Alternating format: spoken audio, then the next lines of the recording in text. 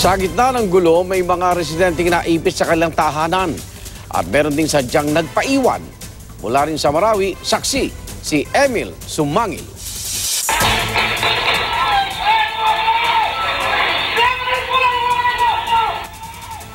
Dalawang araw matapos ang pagpasok ng Maute sa Marawi,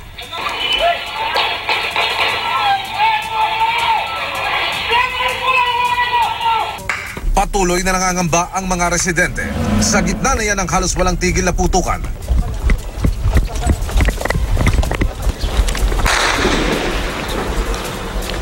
Fence. Hop, tangki na yan.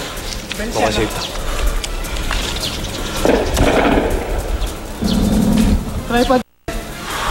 Mula sa aming pwesto, Mortar. narating ko ang posisyon ng ilang sundalo.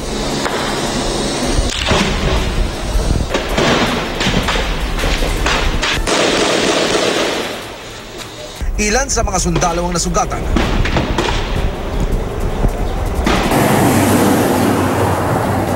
At nakuha na naming isinasakay na sa mga sasakyan. Sabi ng militar, napuruhan din nila ang panig ng mga terorista. Kahit mainit ang bakbakan, ayaw nang lumabas ng bahay ang ilang hindi pa nakalikas kahapon. Kapag umalis kami dito na, di parang iniwan din namin ang lugar namin. Okay. Lugar namin. Okay. Di pinapanindigan namin ako dito na kami kahit anong mangyari. Ayaw niyo lumikas? Oo. Bakit ho? Hindi ho kayo natatakot para sa buhay niyo? Ay, matatakot kami na ang problema namin, wala kaming pagkain, walang mainom. Okay, close ang mga tindahan. Peaceful lang. Kailangan ang kuan, peaceful. Walang gulo. Hinarang naman ang mga nagtangkang bumalik sa mga naiwang kamag-anak. Ano po sabi? Ano po sabi? Hindi daw pwede. Bakit daw po? May mga tao daw sa baba.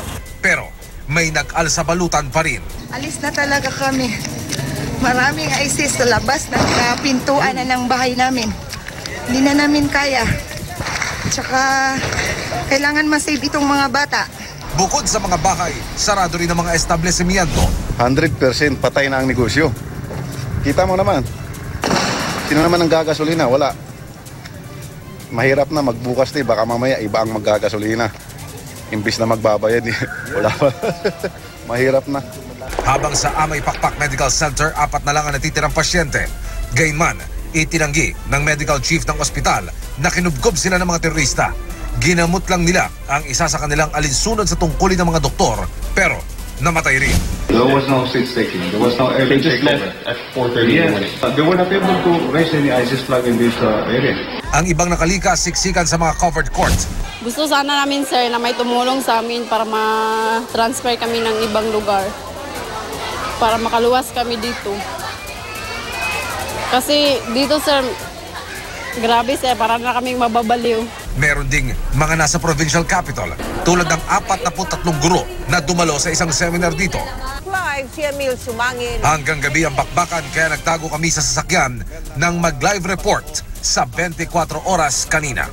Ako si Emil Sumangil, ang inyong saksi.